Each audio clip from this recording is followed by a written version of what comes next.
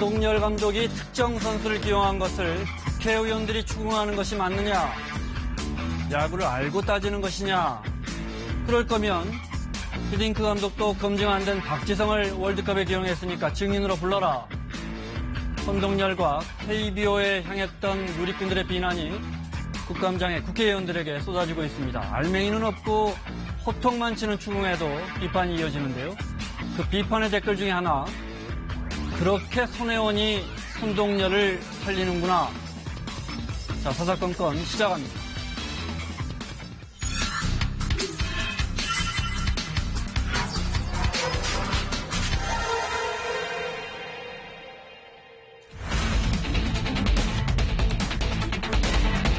현 정부에서는 보호자 조치를 해제할 그 용의를 가지고 있습니까? 예, 관계 부처와 검토 중인 걸로 알고 있습니다.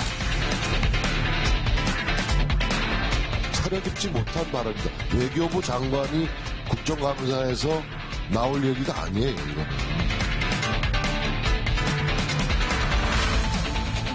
오해의 그 소지를 제공해드린 데 대해서 다시 한번 사과드리고. Well, they won't do it without our approval. They do nothing without our approval.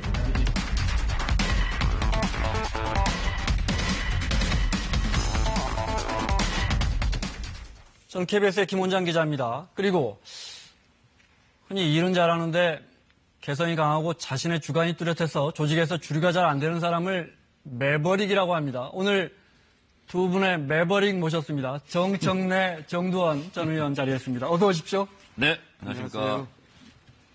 처음 들어봤어요. 매버릭이라고 제가 말씀드려도 되는 거예요? 참, 이게 두 분 나오시면 물론 시청률이야 좋아지겠지만 말씀 길어질지 모른다 해서 저희 작가들이 준비했습니다. 네. 1분입니다, 1분. 네, 참고하시고. 알겠습니다. 네. 정도는 앞에다 놓으세요. 알겠습니다. 네. 자유한국당 이야기부터 먼저 해보겠습니다. 조직 강화 특위, 전원책 변호사랑 조금 전에 처음으로 기자간담회를 했습니다. 녹취가 지금 들어온 것 같은데요. 잠깐 들어보겠습니다.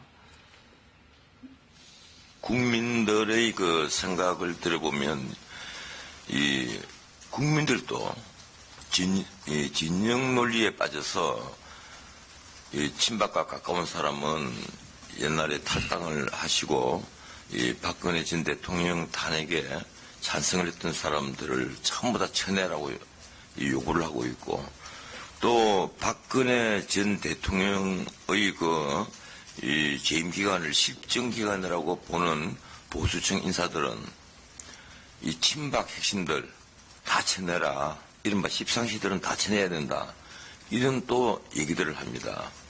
근데 이것 빼고 저것 빼면 이 당에 뭐가 남겠습니까? 이것 빼고 저것 빼면 이 당에 뭐가 남겠습니까? 먼저 조광특위 위원 구성이 오늘 이제 완료됐습니다. 그동안에 예상했던 분들도 있고 조금 낯익은 분들도 있고요. 화면이 있나요? 이진권 전 윤리위원장도 보이고, 또 강성주 전 포항 MBC 사장, 또 전원책 변호사, 전지혜 변호사 이렇게 꾸려졌는데 어떻게 보십니까?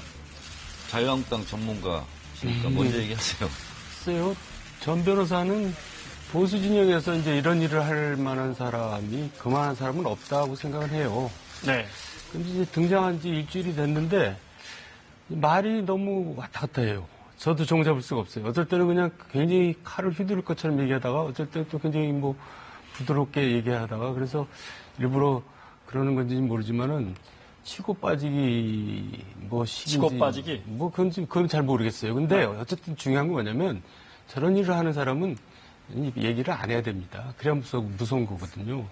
그리고 저런 일을 하면서 얘기를 많이 한다는 것 자체가 정치를 하고 있다는 얘기거든요. 네. 그러면 본인에 대한 신뢰도나 여러 가지 무게가 떨어지죠. 네, 왼쪽에 김용태 의원이 이제 형식적으로는 위원장이고요.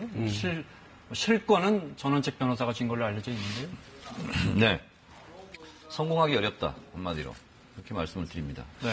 결국은 이것은 사람을 쳐내는 문제거든요. 이것처럼 어려운 일이 없습니다. 그리고 이것은 내가 권한을 갖고 내 칼로 치기도 어려운데, 지금 자유한국당은 빌린 칼 양도 사건이에요. 네. 빌린 칼을 다시 또 빌려줬어요. 그래서 마치 전세를 얻은 것을 다시 전세를 놓는 것처럼 하는데, 네. 권한이 있을 수 없고요. 권한이 있다 할지라도 선택과 집중을 못할 겁니다. 그래서 제가 봤을 때는 아까 우리 정도원 의원께서도 말씀하셨다시피 이런 일은 쥐도 새도 모르게 하는데 쥐도 알고 새도 알고 온 세상이 지금 다 알아요. 그러면 당할 사람들이 가만히 있겠냐고요. 더군다나 현역 의원들 아직도 총선이 많이 남았거든요. 그래서 시기적으로도 매우 성공 확률이 적은 시기에 네. 지금 빌린 칼을 지금 쓰려고 하고 있다. 빌링칼 양도 사건 하나씩 좀 여쭤보겠습니다. 인적 쇄신을 그럼 구체적으로 어떻게 하는 거예요? 한 110여 명의 국회의원들의 지금 당협위원장 사퇴서를 다 받아놨는데, 그래서 이제 누구는 돌려주고 누구는 안 돌려주고 이렇게 하는 겁니까? 어떻게 하는 겁니까? 전국에 선거구가 253개 선거구가 네. 있어요. 거기에 각 당마다 이제 지구당이라는 게 있거든요. 지구당 위원장이 있는데 당협위원장이라고 해요. 네. 자유한국당에서는. 근데 그것을 이제 현역 의원이 하는 데가 이제 몇 군데죠? 이제 현역 의원 숫자대로 있고. 네. 그러겠죠. 전체가 이제 비례대표 빼면 한 90여 정도 예. 되겠죠. 네. 그런데 이제 그거를 전부 이제 그 당협위원장을 사퇴를 받았어요. 네. 그러니까 이제 물갈이를 하겠다는 얘기인데 그 중에 이제 관심사는 결국 현역 의원을 얼만큼 내보내느냐 그리고 새로운 사람 들여오느냐인데 내보내는 것도 어렵지만 새로운 사람 받아들이는 것도 어렵습니다. 왜냐하면 지금 이런 마당에 자유한국당이 누가 가려고 그러질 않거든요. 네. 물론 하겠다는 사람 많겠죠. 그렇지만 이제 정말 국민들이 볼 때 아우 저 사람 정말 괜찮은 사람이다라는 사람이 지금 자유한국당을 갈 지금 그런 분위기가 아니죠. 그런 분위기는 아니다. 네. 네. 앞서 정도현 의원께서 자꾸 말이 바뀐다. 전원책 변호사. 말을 아껴야 한다는 취지로 이야기해 주셨는데, 그 이제 인터뷰한 내용을 보면 얼핏 저희 같은 사람이 듣기에는 홍준표 전 대표는 속가지고 인적 쇄신의 대상이 되고 김무성 의원 같은 경우에는 살리고 이렇게 들려요. 그러니까 이런 일을 하려면 네. 룰이 정확해야 되고요. 그리고 룰에 대한 근거가 있어야 돼요. 제가 자유한국당 당원 당규 가서 들어가서 봤거든요. 네. 근데 조항특위는 당내 기구에 별로 나와 있지도 않아요.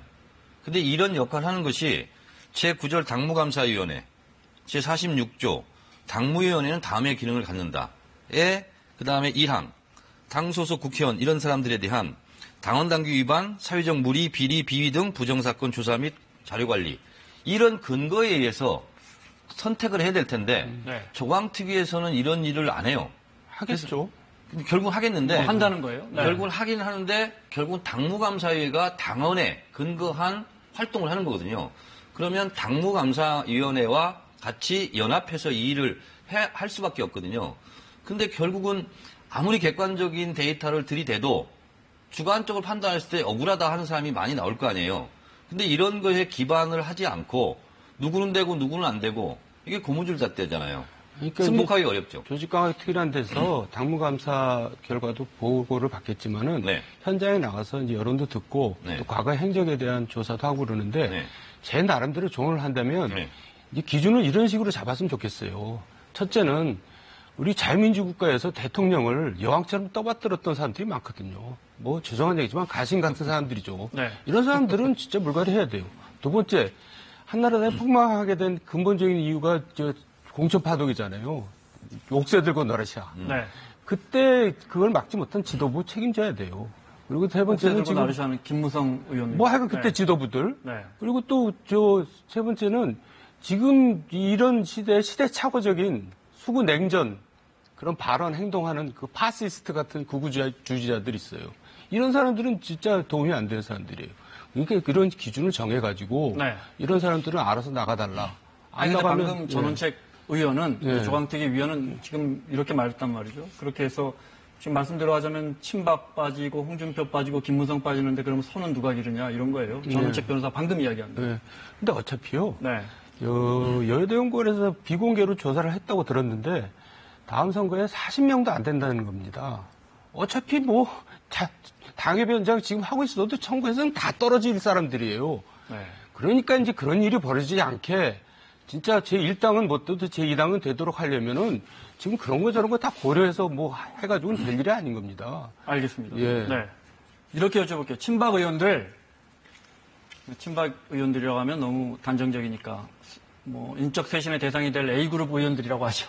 A그룹 의원들이 이번에 속과전 나갔다고 하죠. 네. 지구당을 뺏겼어요. 네. 근데 어차피 통합전당대회는 내년 초쯤 이루어질 거란 말이죠. 새 당대표가 올 겁니다. 누가 오든. 어차피 판은 그때 가도 총선에 1년 이상 남았고 판은 그때 가서 다시 짜질 건데 지금 인적 쇄신을 한들 뭐 지금 잠깐 자리를 뺏긴들 두려워할까 이런 생각도 듭니다. 이제 이런 거죠. 저는 첫 단추가 잘못 깨졌다 이렇게 생각하거든요. 사람을 검열하지 말고 네. 규칙을 세워야죠. 이러이러한 기준에 의해서 여기 기준에 못한 사람은 탈락시키겠다. 그리고 이런 기준에 드는 사람만 당협위원장으로 재임명하겠다. 네. 이것이 먼저 돼야 되는데 지금 그게 없잖아요. 홍준표는 되냐 안 되냐, 김무성은 되냐 안 되냐 이 논란을 갔어요. 네. 그래서 결국은 이것은 성공으로 가기가 대단히 어렵다 이런 게 있고요. 또 하나는 만약에 지금 자유한국당 조광TV에서 국민들에게 쌈박하게 이게 쇄신입니다, 이게 개혁입니다 내놓으려면 현역을 치는 수밖에 없어요. 맞아요. 현역을 치지 않고 힘없는 원외위원장만 친다. 네. 그럼 누가 그걸 인정하겠어요? 근데 현역을 친다? 당이 그러면 걷잡을 수 없는 자중질환 폭풍 속으로 빠져요. 왜? 일상적으로는 원내 중심, 현역 의원들이 결국 그 정당의 일을 하는 거거든요. 근데 지금 총선도 1년 6개월이나 남았는데 현역 의원들을 쳐내요? 그러면 아까 정도원 의원 말씀하셨다시피 지금 자유한국당은 뭐 지금 원내 교섭단체도 될까 말까 그런 얘기가 나오고 있는데 내가 자유한국당에 왜 있어? 차라리 나가서 무소속으로 나가지. 그게 더 나을 수도 있는데 그러면 당이 그냥 망하는 거죠. 알겠습니다. 네. 그 말씀대로 지금 그런 어떤 인적 쇄신의 기준을 세워놨으면 새 당대표 체제가 와도 그 기준대로 또 할 수도 있겠고. 그렇습니다. 그러니까 그리고요, 기준을 먼저 세워야 한다. 그리고 지금 당이 스스로 해결할 능력이 없으니까 외부에서 비대위원장을 모셔오고 또 외부에서 조직과학위원장을 모셔왔는데 그걸 새로 전당대회에서 선출된 당대표 뒤집는다 그러면 국민들은 뭐라 그러겠어요? 아니 무슨 장난하나? 그렇게 되잖아요. 그러니까 네. 그거는 이제 자유한국당이 완전히 폭망하는 길입니다. 하나만 더 여쭤볼게요. 네. 오늘 아침에 한 라디오에서 전원책 변호사가 김무성 의원과 조금 이야기 달라요. 홍준표 전 대표 알아서 빠질 거다. 네. 글쎄 그 저도 부분- 들었는데요. 네. 이렇게 여쭤볼게요. 알아서 빠질까요? 그거 알아서 빠지실 분은 아닌 것 같은데 제가 볼 때는. 그리고 그분이 당대표 하면서 벌써 한 60명 정도 지구당을 교체했거든요. 그건 자기 사람으로 그렇게 깔아놨다는 얘기예요. 네. 그러니까 이제 굉장히 지금 그 사람도 지금 벌써 홍준표를 중심에서 반발하고 있는데 본인이 빠진다? 그건 이해가 안 가요. 지금 자막에 나가고 있는 저 두 분 중에 한 분이라도 알아서 빠질 분이 있습니까? 그 장사하시는 분이 나는 믿지고 판다. 그 말을 안 믿듯이 정치인들이 난 알아서 빠지겠다. 저는 안 믿습니다. 알겠습니다. 자, 국정감사 이틀째입니다. 국정감사 이야기 좀 해보겠습니다. 5.24 조치, 그러니까 천안함 사건 때 우리 정부가 이제 대북 교류, 대북 교역, 일체 이제 금지한 이 5.24 조치에 대해서 어제 이해찬 대표가 외교부 장관에게 물어봤습니다. 화면 보겠습니다. 그러면은 지금 현 정부에서는 5.24 조치를 해제할 그 용의를 가지고 있습니까? 예, 관계 부처와 검토 중인 걸로 알고 있습니다. 야당 의원들의 성토가 이어졌습니다. 북한 관광을 자유롭게 다녀야 되겠다는 감상주의에 젖어가지고 국민의 안보 정신을 무장 해제시키는 그런 발언을 대한민국 장관이 함부로 해서는 안 된다는 지적을 합니다. 도대체 어느 부처하고 검토를 하셨습니까? 국방부입니까? 통일부입니까? 이것은 대북제재 형해화시키는 정말로 정부의 신호탄으로 쏴버린 겁니다. 그러자 강 장관이 한 발 뒤로 물러섭니다. 들어볼까요? 그것을 지금 어떻게 할 걸로 검토를 하고 있다는 이런 말씀은 아니었습니다. 국방부 국감장까지 불똥이 튀었는데요. 5.24 조치도 풀어달라고 우리한테 막 쪼릴 것 같아요. 그러니까 제가 볼 때는 이렇게 쪼를 때가 천안함 폭침 인정하고 사과받을 수 있는 절호의 기회다. 과거에 그런 아픈 상처들이 없도록 앞으로 향후에 이렇게 잘 발전적으로 해나갈 수 있도록 하는데 기여할 수 있도록 하겠습니다. 논란이 커지자 결국 강경화 장관은 사과를 하고 발언을 거둬들였습니다. 오해의 그 소지를 제공해드린 데 대해서 다시 한번 사과드리고 또 그 금강산 관광 그에 대해서도 제가 사실관계와 다른 그런 발언을 한 것에 대해서 사과도 드립니다. 마치 이 논쟁을 들은 것처럼 오늘 아침에 트럼프 대통령이 정확하게 이렇게 말했습니다.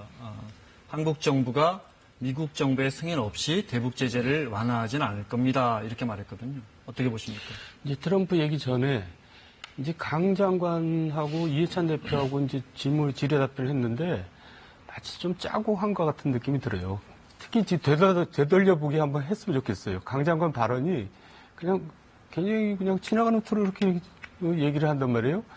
그러고 나서 이제 막 반발이 나오니까 그건 좀 아니고 이건 뭐 지나친 것 같다. 그러니까 이제 아까도 얘기한 게 또 나오는데 치고 빠지기 전술 같아요. 그러니까 지금 오히사 조치에 대해서 정부는 뭔가 지금 북한을 향해서 메시지를 보내고 싶은데 이게 제가 국민적인 감정은 아직 안 좋거든요. 천안함에 대해서 북한이 아무런 사과나 뭐 조치가 없으면 이걸 풀면 안 된다는 여론이 아직도 많이 있으니까 그걸 의식해서 조심스럽게 지금 문을 두드려 보는 게 아닌가 그런 생각이 들어요. 네.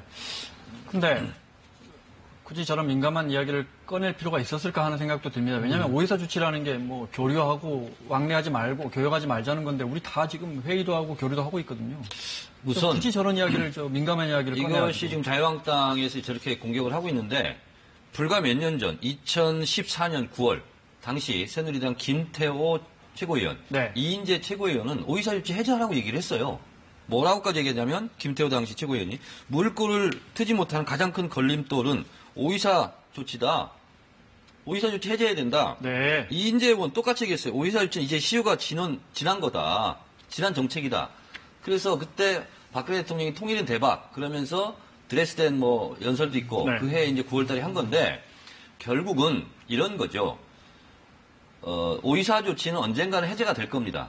그래서 결국 강 장관이 얘기했던 것은 가와 와의 차이였어요. 뭐냐면 관계부처가 검토를 하고 있을 겁니다. 이렇게 얘기했으면 아무 문제가 없을 텐데 관계부처와 그렇게 되니까 많은 부처들이 검정부정에 협의하는 거 아닌가? 이래서 이제 오해가 증폭된 부분이 있었고 그것은 이제 사과를 했는데요. 결국은 우리가 여름이 지나면 여름 옷을 겨울에 입을 수 없습니다. 한반도 평화 국면이 이렇게 가기 때문에 언제까지 한 손으로는 악수하면서 한 손으로 주먹질 할 수 없잖아요. 그래서 결국은 이것은 해제하긴 해야 되는데 한미 공조 속에서 해야 되는 것이 전제 조건이 돼야 되죠. 그런 부분에서 약간 좀 오해 소진이 있었다. 저는 이렇게 보고 있습니다. 알겠습니다. 어제 국감에서 단연 화제는 선동열 감독이었습니다. 영상 준비됐으면 보겠습니다. 혹시 청탁이 있었습니까? 없었습니다.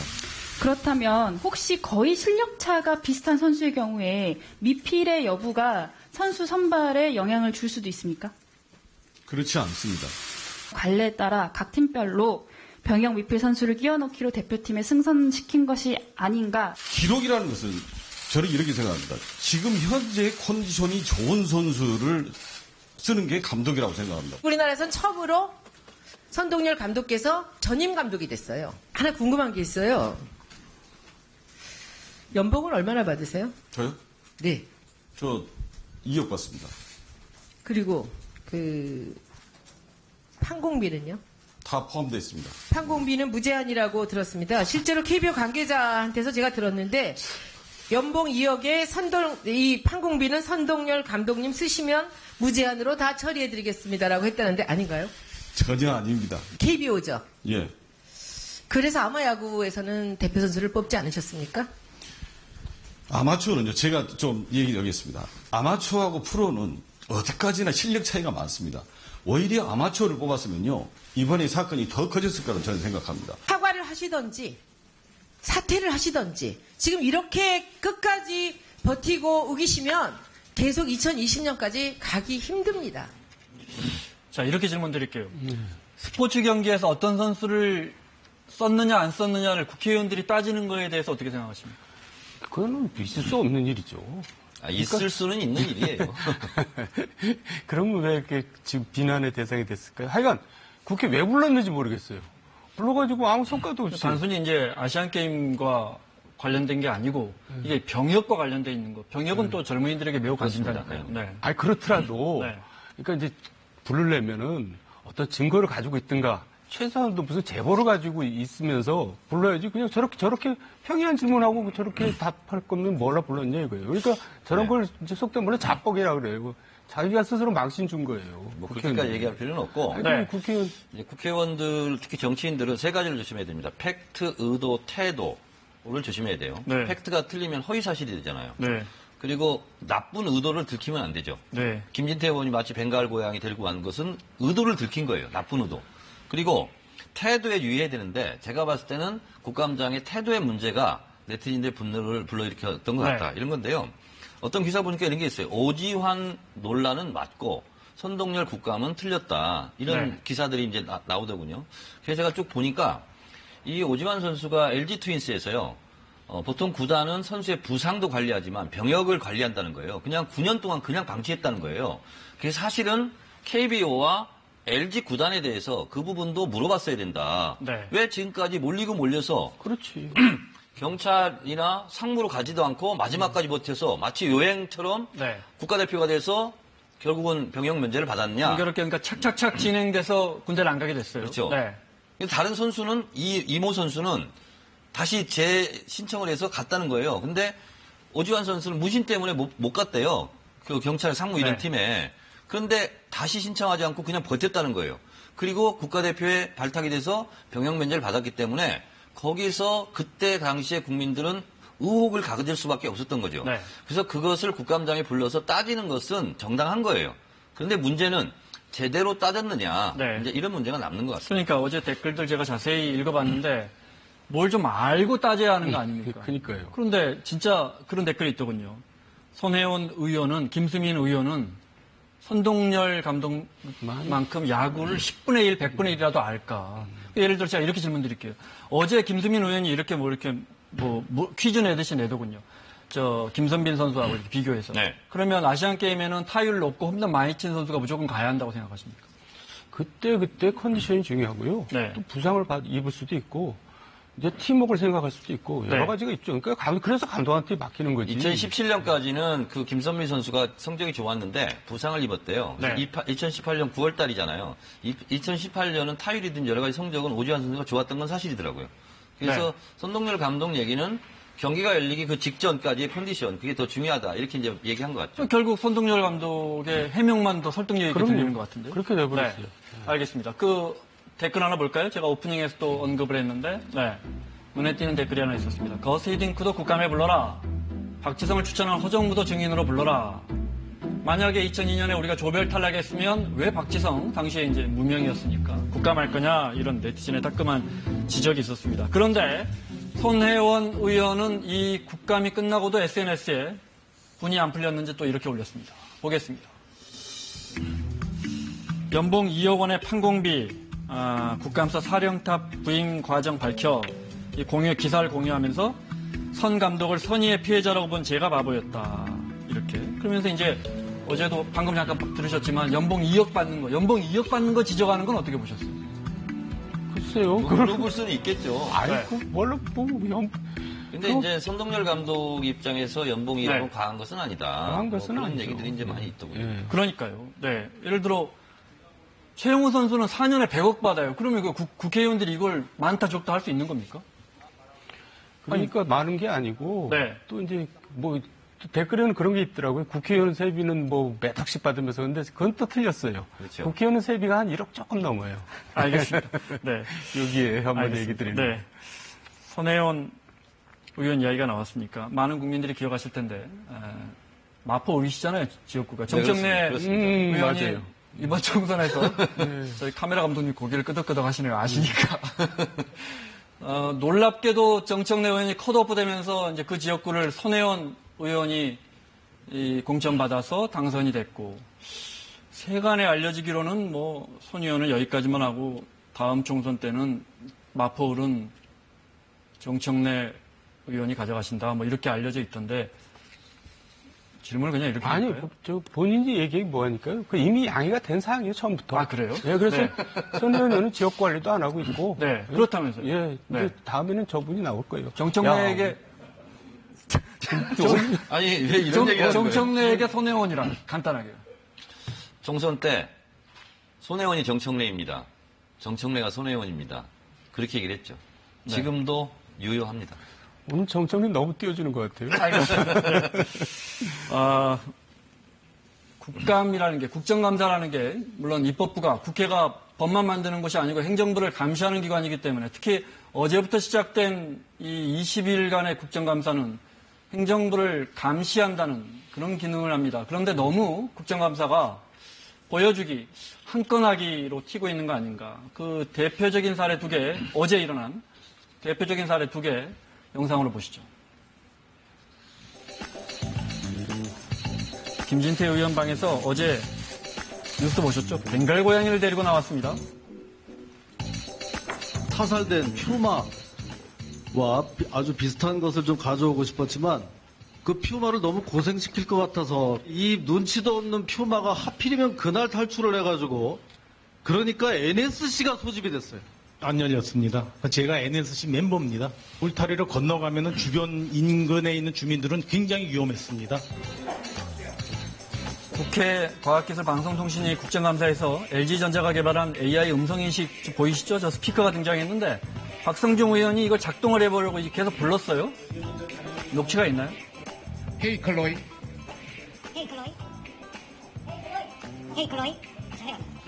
7번 불렀는데 안녕하세요. 보좌관이 부르니까 사투리를 쓰니까 서울 현지인은 못 알아듣는 것 같아요. 아니 고양이는 왜 데리고 온 거예요? 제가 여태까지 국회에서 국정감사 하면서 본 그 튀는 행동 중에 가장 심한 행동을 본 것 같은데요.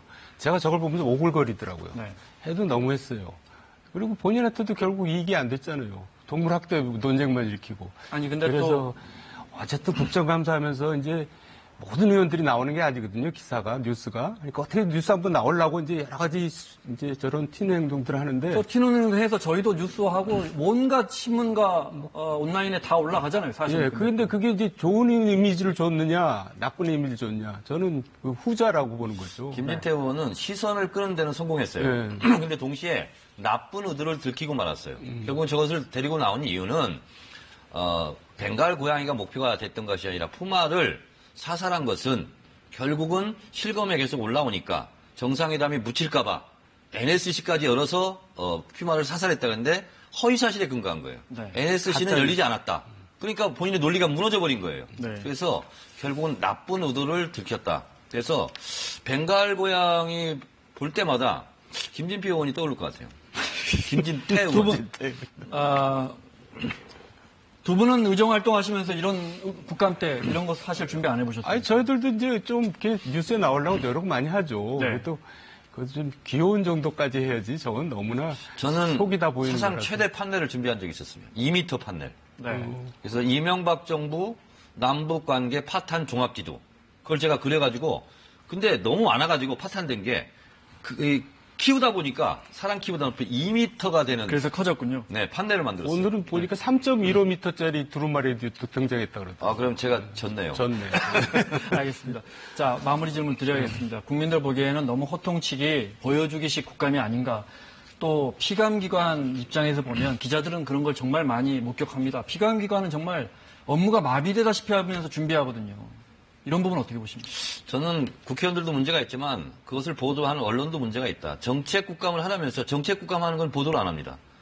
맨 떠들고 시끄럽게 떠들고 호통치고 안 좋은 모습만 보이거든요. 저는 네. 그것도 국감을 보도하는 언론의 태도도 문제가 있다. 국회의원도 문제가 있겠지만 그것을 지적하고 싶습니다. 네, 제가 하고 싶은 얘기를 해버렸어요. 네. 근데 어쨌든 과거보다는 많이 국감 그 질이나 수준이 높아졌어요. 그래서 그런 고정관념을 조금씩 깰 필요는 있습니다. 요새는 굉장히 진지하게 많이 제대로 하는 것 같아요. 알겠습니다. 두 분 지적하신 내용, 마지막에 지적하신 내용 저도 귀담아 듣겠습니다. 자, 지금까지 정청래, 정두원 전 의원 두 분과 함께 했습니다. 다음 주에 뵙겠습니다. 고맙습니다. 네, 고맙습니다.